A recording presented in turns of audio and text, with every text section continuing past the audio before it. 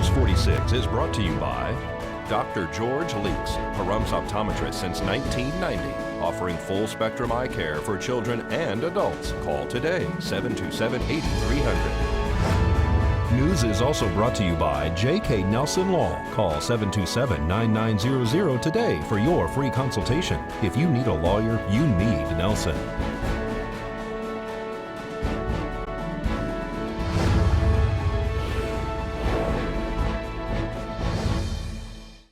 Tonight on News 46, a wrong-way driver is taken to the hospital. Valley's Edge celebrates their one-year anniversary, and crab fanatics got their fill Saturday night. News 46 starts now. You're watching KPVM News 46 with Deanna O'Donnell.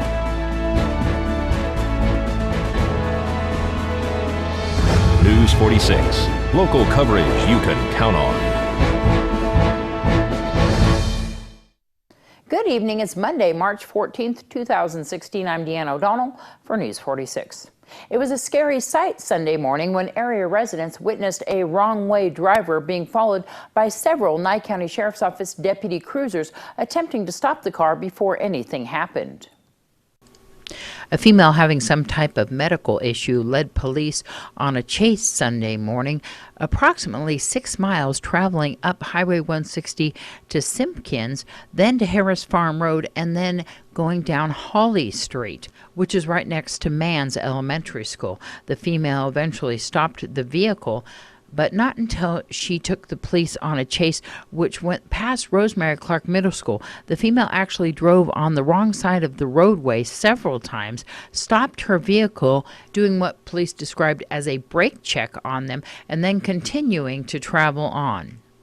The female was taken into custody and transported to Desert View Hospital, where neighbors told News 46 that the woman by the first name of Julie was off her medication. Another resident nearby told News 46 that this same female was throwing rocks at her property the day before and also left credit cards and checks on her lawn.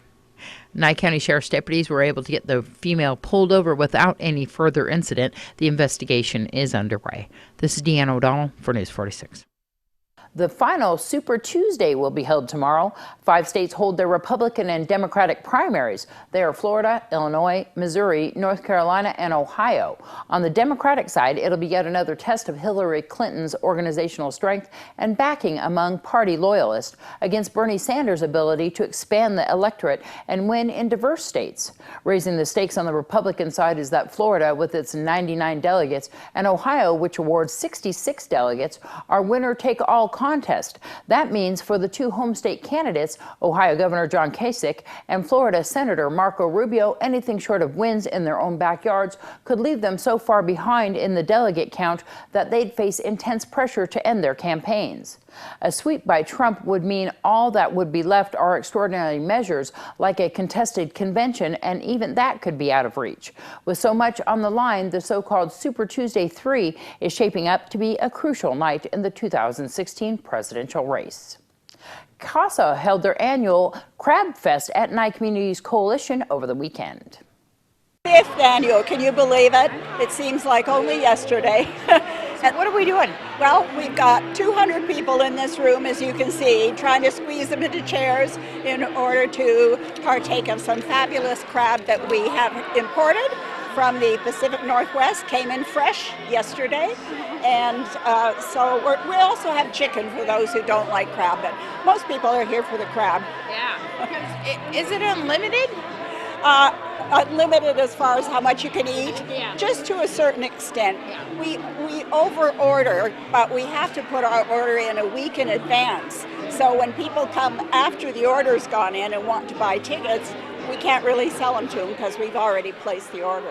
And Brian Coonsey goes and picks us up, right? Brian goes and picks us up. He has been the chairman of the event for the last 5 years. I'm not a big proponent of the same chairman of year after year, but Brian is amazing, and without him, there would not be a Crab Fest. Yeah, because he actually goes to the airport and gets this, and you guys place the order. This is a fundraiser, right? Yes, it is. We usually raise gross figure of around 10 or 12,000. This year we have more sponsors than we've ever had before. We have 9 sponsors, and as you can see by all the signs around the room, and so it's very successful this year. What's it a fundraiser for? The fundraiser is to raise funds for CASAs, for court-appointed special advocates, for our programs that serve the children in foster care.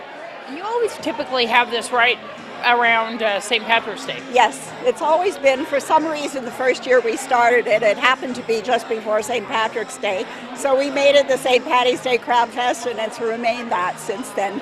So you have a lot of raffles too that are going on? We have a pick a prize raffle, and we have a 2020 raffle, and we have, not 2020, excuse me, a crab net raffle, where we have a big crab net and it's filled with about $800 worth of gift cards. And whoever wins it gets the entire thing. Wow, fantastic. How can people donate, find out about CASA all year long? They can call our number, 775-513-9514, and we have another training class coming up at the end of this year. So if anybody's interested in being a CASA, please call and we'll fit you right in, put you on the waiting list. When we return, your Desert View Hospital Health Tip.